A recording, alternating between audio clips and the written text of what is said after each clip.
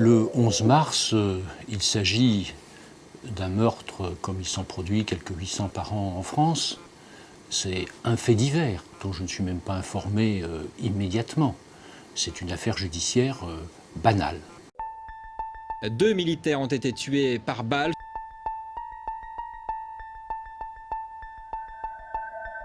Une fusillade en pleine rue à proximité du 17e régiment du génie parachutiste. L'affaire prend un relief vraiment énorme parce qu'on est bien obligé de faire le lien entre deux agressions successives contre des militaires. Qu'à si peu de distance entre Toulouse et Montauban, il y ait des attentats contre des militaires et des militaires appartenant à des unités parachutistes ayant servi en Afghanistan, ça interpelle. Hein.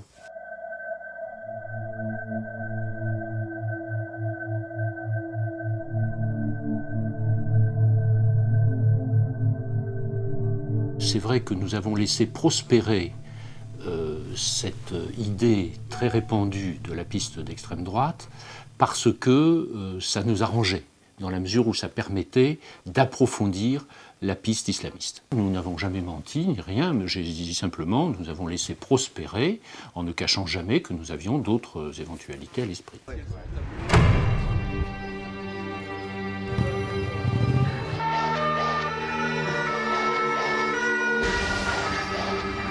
Le bilan est extrêmement lourd, 4 morts, dont 3 enfants. Le tireur a tiré sur tout ce qui se trouvait en face de lui.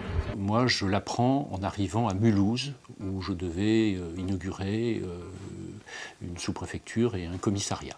Ce qui assaille le ministre de l'Intérieur que j'étais, c'était il faut que j'y aille le plus vite possible, comment faire? La première chose que j'ai faite en arrivant, enfin j'ai croisé le président de la République qui était arrivé avant moi et qui repartait sur la piste de l'aéroport. Je suis tout de suite allé à l'école, dans Oratora.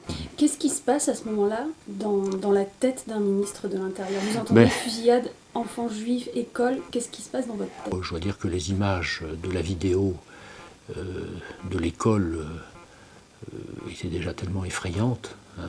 Je me souviens, ça restera gravé ma mémoire éternellement, si vous voulez, jusqu'à la fin de ma vie, de ce geste absolument insoutenable qui est celui de Mera, qui se penche pour tuer une petite fille en lui mettant l'arme contre la tempe.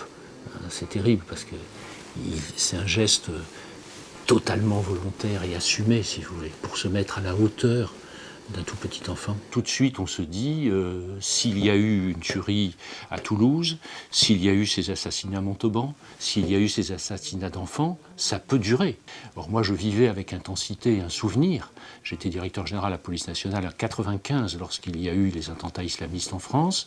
Bon, pendant plusieurs semaines, même pendant plusieurs mois, nous avons subi les attentats qui se succédaient sans avoir le moindre indice pour aller vers les auteurs. Il fallait arrêter le tueur ou les tueurs tout de suite. Des moyens exceptionnels sont déployés, des centaines d'enquêteurs mobilisés. C'est le ministère de l'Intérieur lui-même qui est délocalisé dans la Ville Rose. Depuis la préfecture de Haute-Garonne, une enquête minutieuse s'organise. Dans le week-end qui a précédé l'attentat contre les enfants, il y a eu plusieurs dizaines de milliers de données qui ont été brassées en provenance des différents services, y compris du service de sécurité militaire, pour expertiser ce qui nous a donné l'indice nous conduisant à Mera, les communications passées vers le premier militaire abattu qui avait mis sa moto en vente. Et c'est malheureusement le lundi seulement que le rapprochement a été fait avec Mera. Il ne figurait pas sur la liste des appels, mais l'adresse IP de sa mère figurait. Et le lundi soir, nous avions effectivement la piste Mera.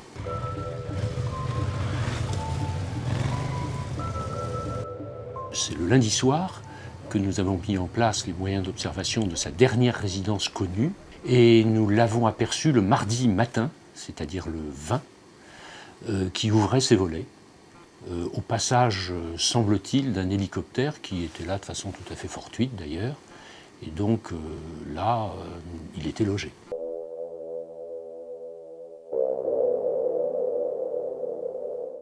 Ce qui se met en place à ce moment-là, c'est un dispositif pour qu'il ne puisse plus sortir. Quand il y a ce dispositif de surveillance, à un moment, il sort. Il est sorti, oui, la première nuit, effectivement, il est sorti, alors que le dispositif était léger, hein, et on n'a jamais pu élucider exactement comment il était sorti. Une opération de police est en cours depuis 3 heures, 3h05 très précisément, dans l'un des quartiers de Toulouse, le quartier de la Croix-Pavée. Les fonctionnaires du RAID avaient mis en place un dispositif pour faire sauter la porte et puis lui sauter dessus tout de suite, si vous voulez. Le problème, c'est que Meyrat ne dormait pas. Il était en éveil. La mise en place du dispositif pour permettre d'enlever la porte fait un tout petit peu de bruit, très léger, mais il n'empêche que ça fait un tout petit peu de bruit. Dès qu'il a entendu ça, il a tiré au travers de la porte et nous avons eu plusieurs fonctionnaires blessés.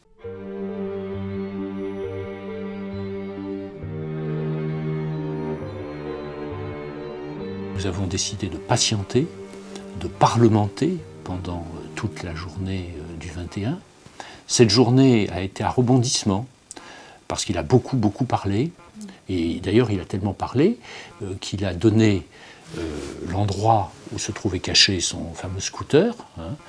À plusieurs reprises, il a dit qu'il se rendrait.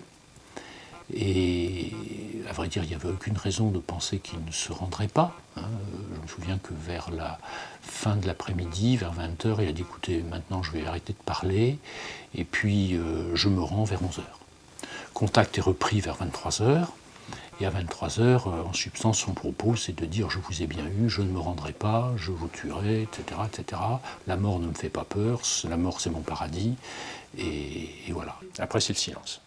C'est le silence malgré des actions qui ont été conduites tout au long de la nuit visant à l'insécuriser, à le faire sortir, à faire se rendre. Je vous rappelle, le contact est rompu avec Mohamed Meyrat depuis 23h hier soir. Il n'a vraisemblablement donné aucun signe de sa présence après lorsque les hommes du RAID ont fait exploser ses volets. C'est ce qui inquiète notamment Claude Guéant qui disait ce matin aussi, il affirme que 2 coups de feu ont été entendus dans la nuit.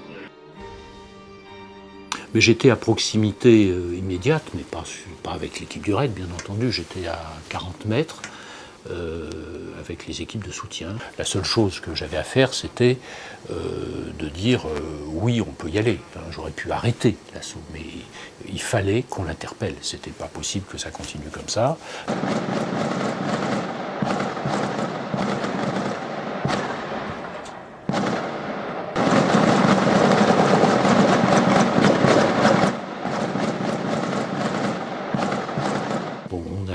Effectivement, le jeudi 22, prévu que l'assaut pourrait démarrer à partir de 9h. Ça a pris un peu plus de temps, si mes souvenirs sont bons, c'est vers 11h30 que les choses ont démarré, parce qu'il faut que les hommes du RAID mettent en place leur matériel, qu'ils se sentent prêts aussi. Hein. C'est quelque chose de très très important, ça. Ils sont entrés dans l'appartement par plusieurs issues, ils ont progressé dans l'appartement. Meyrat avait mis en place des moyens pour les empêcher de progresser, des meubles, des matelas, etc. Et puis en finale, il ne restait qu'un seul local où il était susceptible de se trouver, qui était la salle de bain. Ils ont entrepris de percer un trou dans la cloison afin d'introduire une grenade lacrymogène qui l'aurait fait sortir. Et dès que ce travail de percement d'un trou a été entamé, il est sorti en tirant tous azimuts, jusqu'à ce qu'il saute par le balcon en tirant encore sur la police qui était à l'extérieur. Donc il tire sur les hommes qui sont en face de son appartement, ceux-là ripostent et l'abattent. Voilà.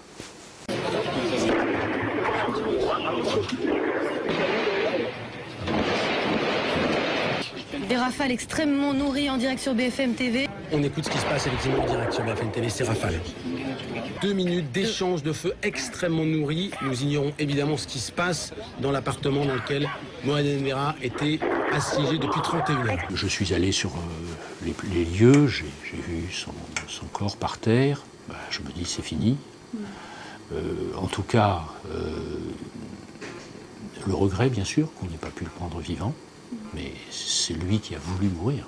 Hein, il l'avait déclaré, d'ailleurs. Et puis, aussi, une sorte de soulagement, parce que quand même, nous savions que sur les lieux des attentats, il était seul, puisque toutes les images vidéo le prouvaient. Ça veut dire que le bras exécuteur était mis hors d'état de nuire et donc que le danger pour nos concitoyens était écarté.